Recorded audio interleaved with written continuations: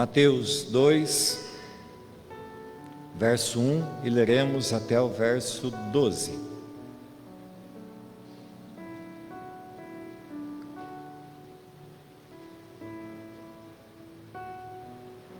Amém? Mateus 2, verso 1. Tendo Jesus nascido em Belém, da Judéia, em dias do rei Herodes, eis que vieram uns magos do Oriente a Jerusalém, e perguntavam: onde está o recém-nascido rei dos judeus? Porque vimos a sua estrela no Oriente e viemos para adorá-lo. Tendo ouvido isso, alarmou-se o rei Herodes e com ele toda Jerusalém. Então, convocando todos os principais sacerdotes e escribas do povo, indagava deles onde o Cristo deveria nascer. Em Belém da Judéia, responderam eles, porque assim está escrito por intermédio do profeta: e tu, Belém, terra de Judá, não és de modo algum a menor entre as principais de Judá, porque de ti sairá o guia que há de apacentar o meu povo Israel. Com isto, Herodes, tendo chamado secretamente os magos, inquiriu deles com precisão quanto ao tempo em que a estrela aparecera. E enviando-os a Belém, disse-lhes: ide, informai-vos cuidadosamente a respeito do menino, e quando o tiverdes encontrado, avisai-me para eu também ir adorá-lo. Depois de ouvirem o rei, partiram, e eis que a estrela que viram no Oriente os precedia, até que chegando parou sobre onde estava o menino, e vendo eles a estrela, alegraram-se com grande e intenso júbilo. Entrando na casa, viram o menino com Maria, sua mãe, prostrando-se o adoraram, e abrindo os seus tesouros, entregaram-lhe suas ofertas, ouro, incenso e mirra. Sendo por divina advertência prevenidos em sonho para não voltarem à presença de Herodes, regressaram por outro caminho à sua terra. Amém. Amado Espírito Santo, nós precisamos de Ti, da Sua graça sobre nós. Ajuda-nos a ter o entendimento desta palavra, Senhor, nessa noite. Em nome de Jesus eu oro. Amém. Meus amados irmãos, 2020 foi um ano que passou rápido, mas que passou e está passando esquisitamente. Um ano difícil, um ano complicado, um ano entravado, um ano diferente de tudo que qualquer um de nós aqui já tenhamos vivido em toda a nossa vida.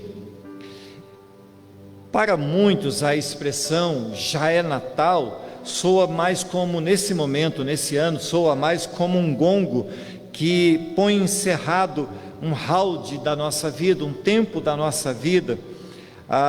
Como se nós estivéssemos assim, nessa labuta tão ferrenha para vencer essa luta desse ano, e nós estamos encerrando, nós estamos terminando, e é tão bom nós sabermos que 2020 vai ficar para trás, que nós chegamos até aqui, que o Senhor nos tem dado a vitória, mas, irmãos, nós sabemos que não é bem assim, e que é um dia após o outro ainda. Nós temos que vencer os dramas, nós temos que vencer as doenças que estão aí diante de nós, as dificuldades que estão aí diante de nós, e nós, a despeito do que nós queremos ou pensamos, esse vírus ou qualquer outra enfermidade, ou qualquer outro problema que venha a surgir, ele é indiferente ao que nós pensamos. Ele é indiferente ao Natal ou ao Ano Novo. Mas, irmãos, nós devemos deixar, aliás, nós não devemos deixar que as circunstâncias que não são tão favoráveis assim nos impeçam de glorificar a Deus, que nos impeçam de comemorar o Natal. Nós devemos, amados irmãos, celebrar o Natal em nossa igreja, entre os nossos familiares, com júbilo em nosso espírito, com zelo, com cautela, mas não deixar de celebrar o Cristo que um dia nasceu, de adorá-lo, de levantar a Ele os nossos louvores. Ainda que saibamos que não tenha sido em dezembro que o nascimento de Jesus aconteceu, isso pouco importa. Certamente, amados, o seu nascimento se deu lá pelo mês de março, haja vista que em dezembro é inverno e dificilmente haviam pastores no campo, dificilmente os magos estariam viajando em pleno inverno. Então, mas isso pouco importa, irmãos. O que importa é sabermos que há um Natal, que há um Cristo que nasceu nesta terra. E a bem da verdade, irmãos, penso que todos nós, bem como todos os povos do mundo todo, deveriam aproveitar esta ocasião para prestar culto de adoração ao Senhor Jesus, que é esse Rei que nós cantamos, que é o Rei dos Reis, o Senhor de toda a glória. Sabemos que somente Jesus é merecedor de receber honra e glória. Ele é o que veio, Ele é o que foi exaltado em sua volta ao céu, e Ele voltará, retornará glorioso para buscar a sua igreja. Mas por que nós devemos nos perguntar isso? Porque Ele é digno de tanta adoração? Porque Jesus é o nosso Salvador, Ele é o prometido, Ele é o Messias, o Senhor dos senhores, o Rei dos reis, porque somente Ele é o Deus verdadeiro. Ainda, irmãos, que o momento que o mundo está vivendo seja um tempo de agonia, um tempo de sofrimento, em Cristo os que nele creem encontram paz. Em Cristo há o conhecimento, em Cristo há a realidade da nossa redenção. Em Cristo nós temos a justiça, em Cristo a nossa alegria ela é infinda, em Cristo a nossa esperança ela é uma realidade, em Cristo nós temos a herança de um porvir, nós temos uma fé que nos foi dada para vencer o hoje, o amanhã e o que há de vir ainda. Vejam, irmãos, estávamos mortos em nossos delitos, éramos por natureza filhos da ira, mas Ele nos resgatou, Ele mudou a nossa vida, Ele nos deu a sua própria vida. O primeiro Natal, irmãos, foi celebrado no céu, foi celebrado também na terra. Quando Jesus nasceu, houve grande celebração, os anjos cantaram, os anjos apareceram, os anjos manifestaram a sua glória, os anjos foram a Belém convocar os pastores para também irem à manjedoura adorar o Cristo que acabava de nascer. Vemos, irmãos, no relato de Lucas, os versos de 1 a 4, que José, sendo da casa de Davi, ele precisou ir e passar pelo censo, e foi justamente em Belém, a casa do pão, onde o pão que desceu do céu nasceu. Amados, nós temos pouca capacidade de entender tudo o que estava acontecendo naquela noite, mas como Miqueias havia dito, as profecias dele se cumpriram. Nasceu Jesus, o Rei dos Reis. As trevas não poderiam compreender, não poderiam envolver, não poderiam deter a luz do sol da justiça nascendo em Belém. Como compreender, irmãos, o que o Deus Criador estava, como compreender essa boa nova do Deus Criador nascendo na forma de um menino? Amada igreja, isso é além da nossa compreensão. Por isso o Evangelho nos ensina a ter fé. O Cristo encarnado está além da nossa capacidade de entendimento, está além da razão humana. O profeta Isaías havia profetizado e escrito: porque um menino nos nasceu, um filho se nos deu, o governo está sobre os seus ombros, e o seu nome será Maravilhoso, Conselheiro, Deus Forte, Pai da Eternidade, Príncipe da Paz. Cristo, irmãos, é o Deus que se fez homem, nascido de uma moça jovem, virgem. Cristo é o Deus que por todos nós se esvaziou da sua glória, deixou o seu trono real e veio em forma de servo, servir aqueles que Ele criou com as suas próprias mãos. Veio servir aqueles que Ele assoprou em suas narinas o fôlego de vida e deu o seu Espírito. Cristo é esse, irmãos, que de Criador se faz criatura, para na forma de servo padecer por causa dos nossos pecados. Devemos, irmãos, comemorar o Natal, porque Jesus nasceu, Jesus viveu, Jesus, Ele morreu, mas Ele ressuscitou, e Ele foi exaltado, foi recebido na glória, e enviou o seu Espírito Santo para estar em nós e entre nós, e nos dar a conhecer as virtudes da graça de Deus. Esse é, irmãos, o motivo de estarmos aqui reunidos, e de podermos comemorar o Natal do Jesus Todo-Poderoso. Feita essa introdução, o primeiro ponto da minha mensagem é que as promessas se cumprem.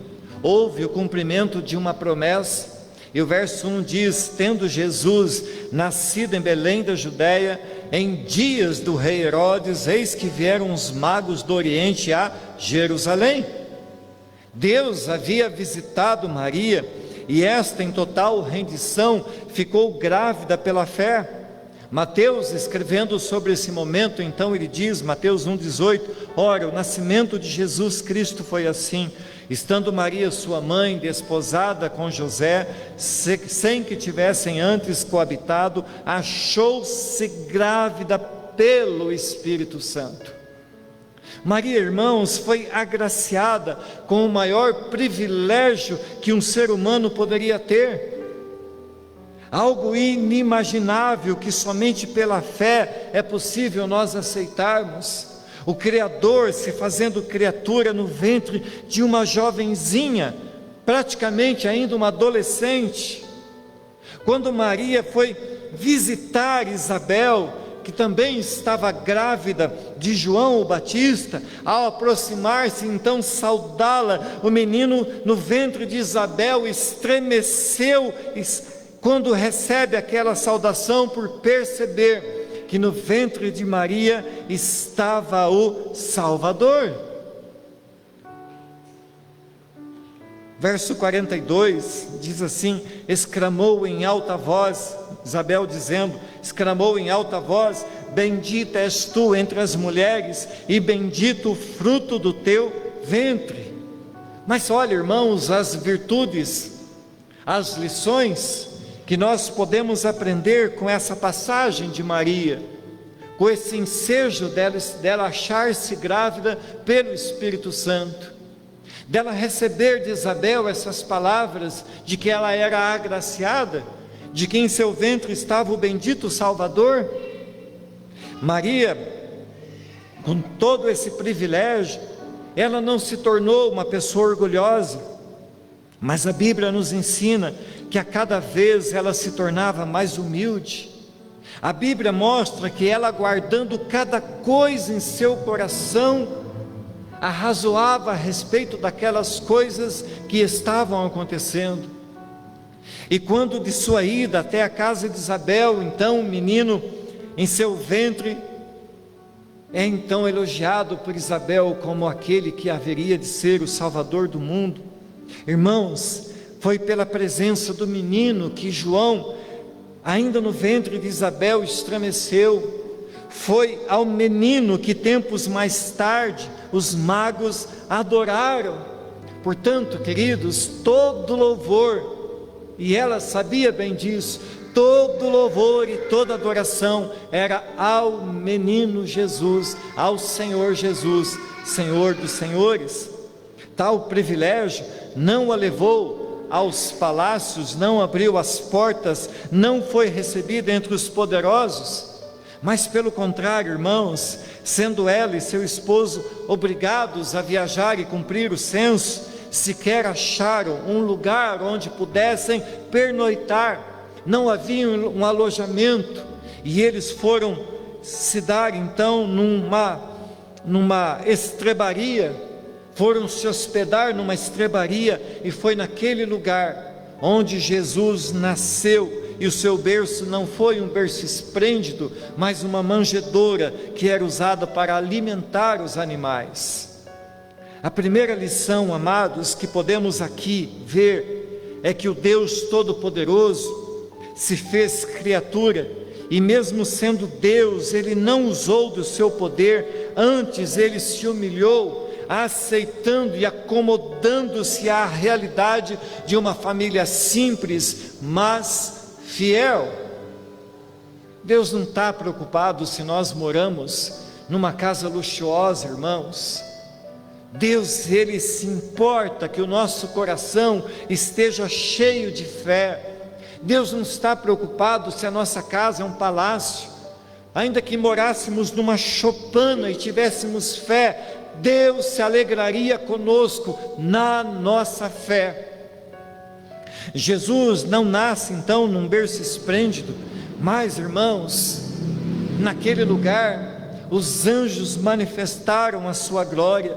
Ali não havia um séquito de guardas poderosos guardando o nascimento de um rei, mas havia os anjos anunciando o nascimento do Todo-Poderoso e Salvador Jesus. Jesus não veio como muitos esperavam. Ele não veio tomar os reinos desse mundo pelo poder de uma espada, mas estabelecer nos corações de nós pecadores a vida da graça. Do alto de uma rude cruz, Ele proclamou: tudo está consumado. Desde então, meus irmãos, nossos corações estão sendo preparados para um dia adentrarmos a sua glória no reino celestial. Segunda lição, irmãos: Jesus nasceu em dias de um homem muito mau. Jesus nasceu nos dias de um tal de Herodes. E a ênfase nesta frase se deve ao fato de que Herodes era grande, mas não grande por ser um grande rei, mas por ser um sanguinário, um impiedoso, um terrível governador. O seu Deus era o seu trono, e por causa do seu trono ele matou a muitos, matou os seus filhos, matou as suas esposas, matou os seus parentes, e todos que de alguma forma pudessem oferecer, ainda que uma mínima ameaça ao seu trono, morriam pela sua espada sanguinária. Por isso a Bíblia diz com ênfase que Herodes era grande, porque por causa do nascimento do rei Jesus, ele também procurou uma forma de matar aquele que ameaçava o seu trono. Jesus, ele poderia, irmãos, ter nascido em tempos melhores, mais calmos, longe desse tirano. E isso nos mostra, meus irmãos, que nem sempre, e entenda o que eu vou dizer, nem sempre a presença de Jesus em nossa vida é sinal de tranquilidade.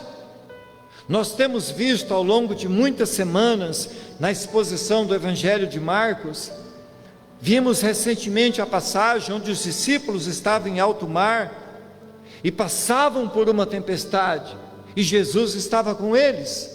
Numa outra passagem, novamente no meio do mar, e a tempestade tomou a todos eles, e Jesus também estava ali chegando.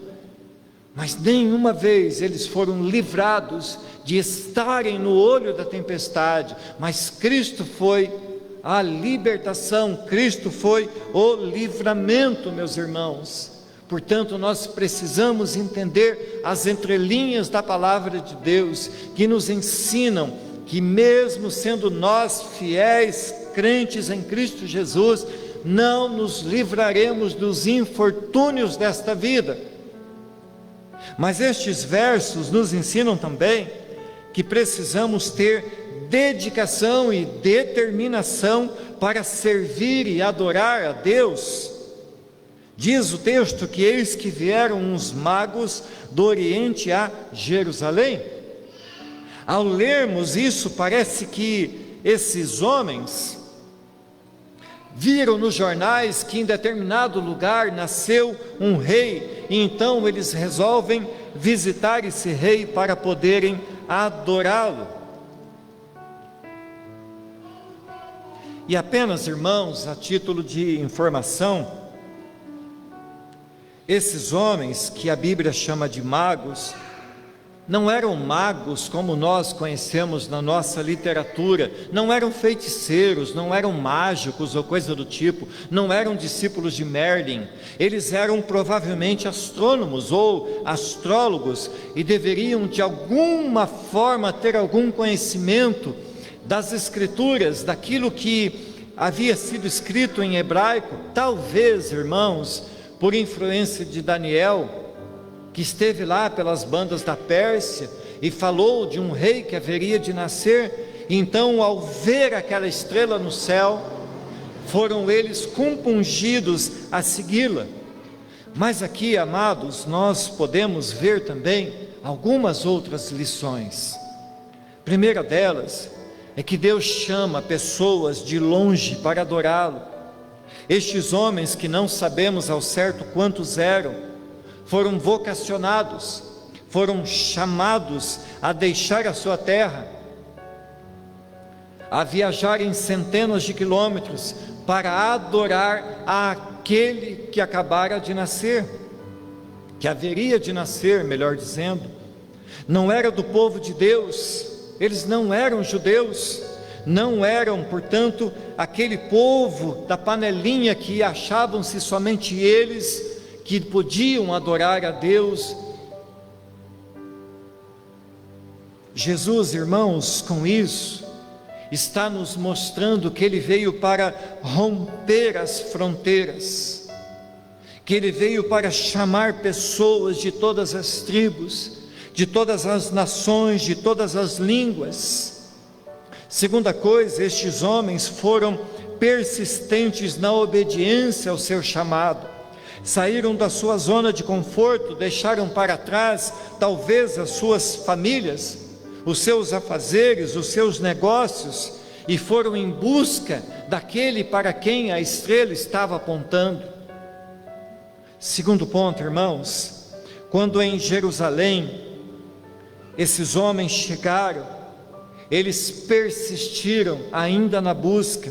O verso 2 diz assim: e perguntavam: onde está o recém-nascido, rei dos judeus? Porque vimos a sua estrela no oriente e viemos para adorá-lo. Esses homens, irmãos, viram uma estrela. Deus, de certa forma, estava se revelando a eles, estava imprimindo em seus corações o desejo de conhecer esse rei. Deixam sua terra, viajam centenas de quilômetros, correm riscos e gastam dos seus recursos, mas eles estavam, irmãos, com seus olhos fitos no céu. Deus os estava conduzindo usando uma estrela. Deus estava falando com eles pela forma que eles entendiam. Eram magos, ou numa linguagem atual, astrônomos ou astrólogos, e eles sabiam que havia algo de diferente naquela estrela, que alguma coisa estava acontecendo, que algo que nunca antes havia acontecido estava acontecendo, e eles precisavam ir em busca daquilo. Mas diz, irmãos, o texto bíblico, que ao chegar em Jerusalém, eles não encontram nada. Ninguém sabia do tal rei que havia nascido. Será que seria um engano da parte deles? Estariam todos eles enganados? Teriam eles viajado tanto por coisa nenhuma? Seria o seu esforço? Seria o investimento do seu tempo, o investimento dos seus recursos? Seria o ter deixado tantas coisas para trás, algo inútil? Será que nós, irmãos, por deixarmos tantas coisas deste mundo, e estarmos no caminho daquele que é o Rei que nasceu é inútil. Meus irmãos, nós podemos aprender que nem sempre nós teremos um êxito imediato nas coisas que tanto desejamos e buscamos, mas isso não deve e não pode nos fazer parar. Desistir de buscar ao Rei é algo para nós impensável, mas a sua busca pelo Rei despertou a curiosidade ou moveu os corações para saber mais sobre aquilo. Verso 3 diz assim: tendo ouvido isso, alarmou-se o rei Herodes e com ele toda Jerusalém. Então, convocando todos os principais sacerdotes e escribas do povo, indagava deles onde o Cristo deveria nascer. Amados irmãos, a nossa busca pelo Rei, e aqui, queridos, devemos entender não como quem busca algo que não conhece, ou que está perdido ou ainda distante, mas deve-se entender que a nossa busca se traduz em perseverança, em testemunho, em esperança. Nós já encontramos o Rei dos Reis, já fomos encontrados por Ele, mas a nossa busca, ela é uma perseverança, ela é uma insistência, ela é aquilo que faz com que nós nos motivemos dia após dia a irmos de encontro ao reino dos céus. Nem todos, irmãos, mas nem todos desejam conhecer, desejam servir a esse Deus que nós conhecemos. Alguns, como Herodes, odeiam a Deus, temem a Deus, e se possível gostariam até de vê-lo morto. Se tivessem poder, tentariam até matar a Deus, como muitos na literatura já tentaram. Quando nós, irmãos, quando tiranos governam, o povo padece. Ao saberem os moradores que aqueles magos buscavam por um rei que havia nascido, eles ficaram também alarmados, mas não alarmados, nasceu um rei, vamos adorá-lo. Não, o entendimento desse texto é que eles se alarmaram pelo medo do que faria o seu tirano governador.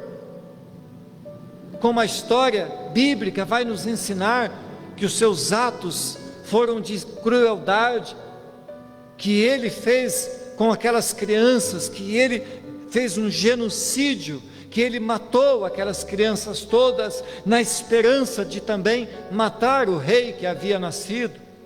Terceira coisa, irmãos, quando buscamos por Jesus, a Bíblia nos ensina a encontrá-lo. Verso 4 diz: então, convocando todos os principais sacerdotes e escribas do povo, indagava deles onde o Cristo deveria nascer.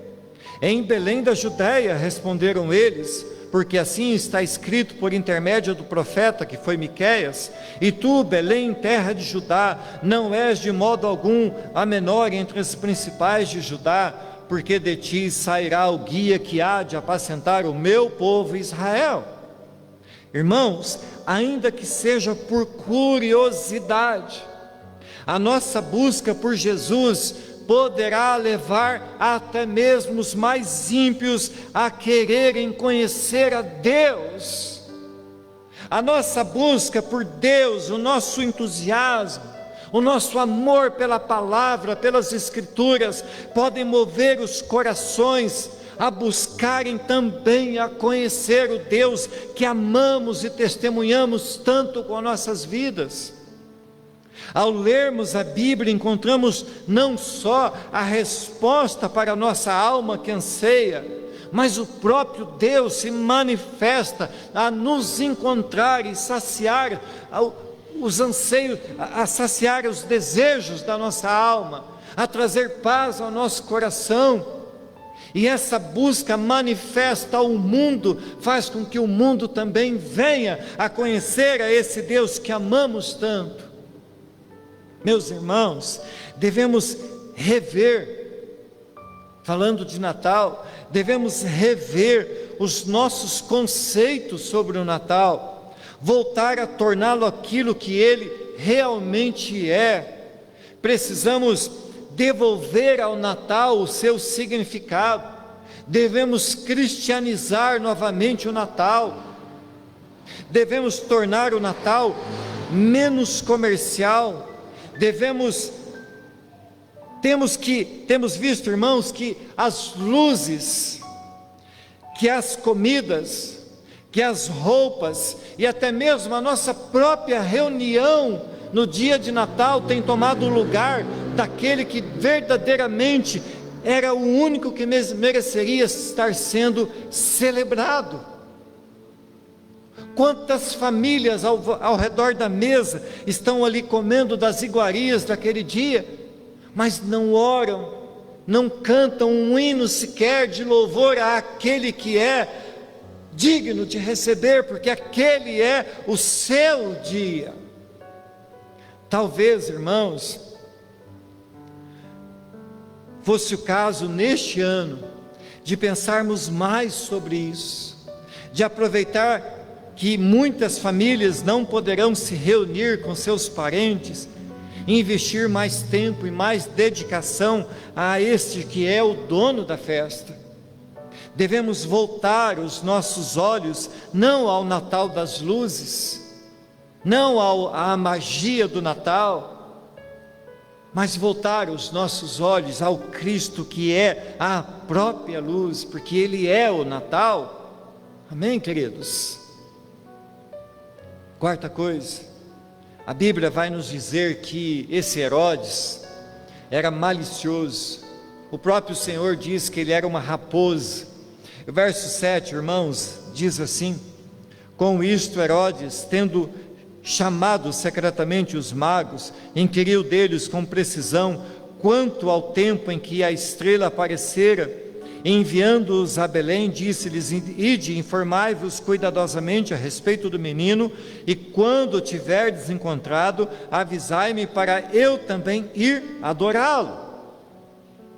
Assim como Herodes, meus irmãos, nem todos têm interesse em Jesus, nem todos querem servi-lo, nem todos querem adorá-lo. Muitos querem apenas ter os seus desejos malignos realizados. Herodes tentou enganar os magos para que, sabendo onde o menino estava, pudesse então eliminar a concorrência. Em sua mente doentia, ele temia perder o trono para tal rei que havia nascido. Ele era uma raposa maliciosa, ele queria saber com precisão, irmãos, e onde estava, para que ele então pudesse matar o menino Jesus.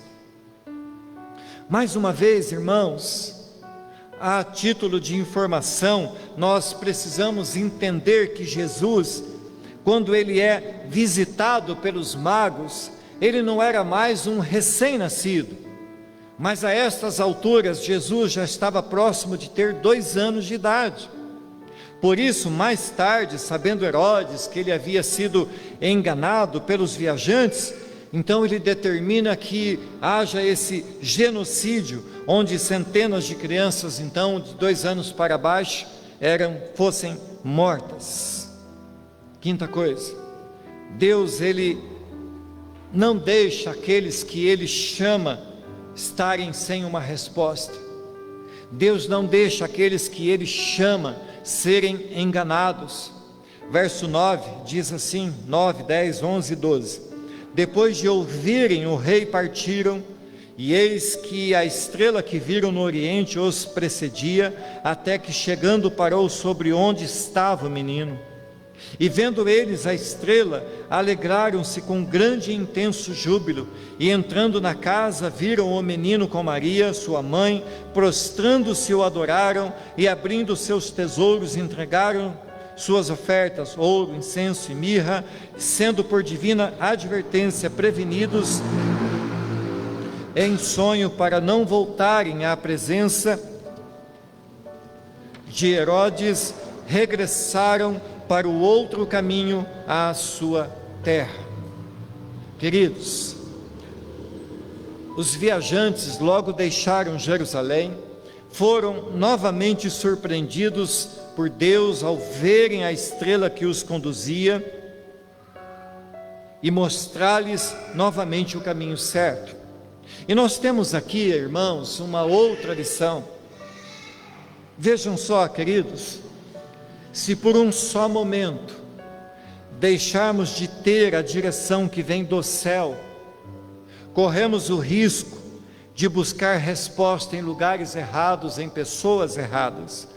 Os magos, por um momento, não viram mais a estrela, talvez por isso tenham entrado em Jerusalém para lá buscarem respostas.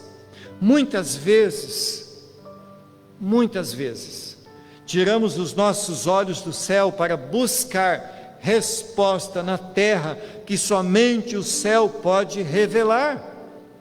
Quantas vezes, meus irmãos, eu tenho visto famílias se despedaçarem por darem ouvidos a falsos profetas, homens que estão atrás de um púlpito, se arvorando no direito de profetizar aquilo que Deus não falou, e famílias ouvindo aquilo, creem naquilo e se despedaçam, por darem ouvidos a palavras que não vêm do céu.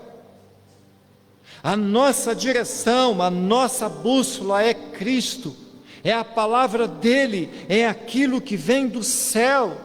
É Deus quem dá a direção para os nossos passos, irmãos. Portanto, nós temos que ter os nossos olhos fitos no céu, porque é o céu quem nos conduz à vida eterna. Finalmente, a estrela para, mostrando onde estava Jesus, e ali em Belém, a casa do pão, estes homens prestam culto, adorando e ofertando os seus presentes, ouro, incenso, mirra, ao pão vivo que havia descido do céu. Devemos observar, irmãos, que os presentes que eles trouxeram tinham um porquê, havia uma lógica nisso, eram símbolos proféticos sobre a vida de Jesus. Eles lhes deram ouro, porque ouro era aquilo que era presenteado aos reis, e ali estava diante dele os reis dos reis.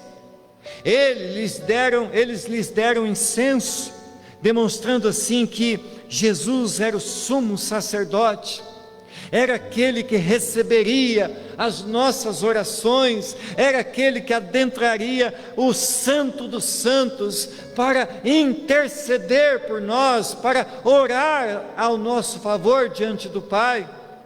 E eles também ofereceram mirra, que era um perfume que muitas vezes era usado para preparar o corpo daqueles que haviam falecido. Eles já estavam apontando para o Cristo que seria crucificado, eles estavam apontando para o Cristo que seria morto, mas que também ressuscitaria, meus irmãos. Nós aprendemos com esses homens que todos os perigos da viagem haviam valido a pena. Seus olhos viram o Rei dos Reis, suas vidas nunca mais seriam as mesmas.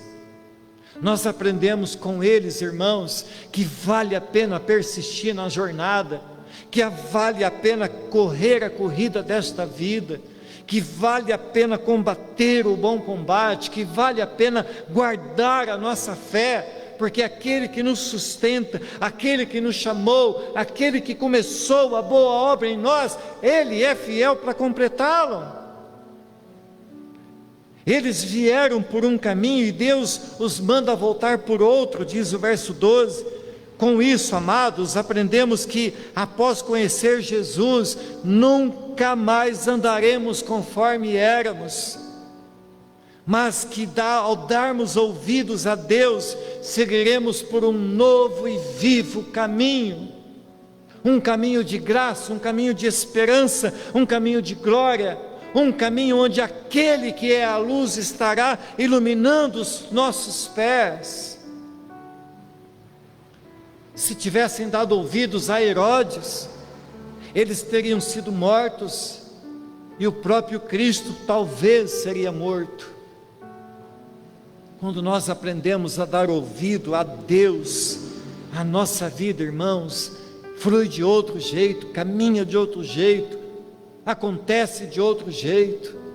Quando nós damos ouvidos a Deus, ainda que a nossa vida cesse, ela será eterna no céu dos céus.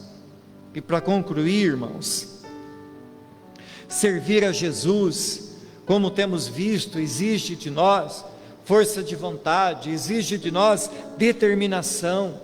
Ainda que a viagem pareça longa, chegará um dia em que veremos Jesus face a face, que contemplaremos a sua glória e poderemos então adorá-lo eternamente na sua presença real, física, visível.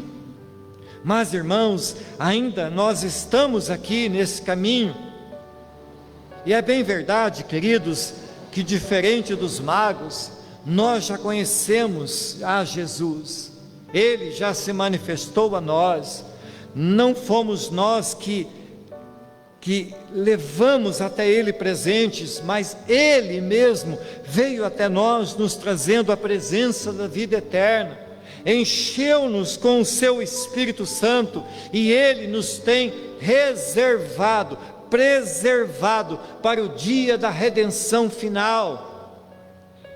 Se devemos comemorar o Natal, irmãos, devemos, sim, certamente devemos erguer aos céus um grande grito de júbilo em comemoração ao Natal. Devemos trazer à memória o menino que nasceu lá dito por Isaías 9, mas nunca nos esquecermos, amados irmãos, que esse não é mais um menino, mas que Ele é o Senhor, o Todo-Poderoso, que reina, e que é Ele que virá buscar a sua igreja. O seu nome, amados irmãos, é um nome que é sobre todo nome no céu, debaixo do céu, sobre a terra e debaixo da terra. É nesse nome que nós cantamos, porque o nome dele é tudo. Portanto, a Ele seja honra, seja glória, seja louvor, hoje e sempre e eternamente. Amém.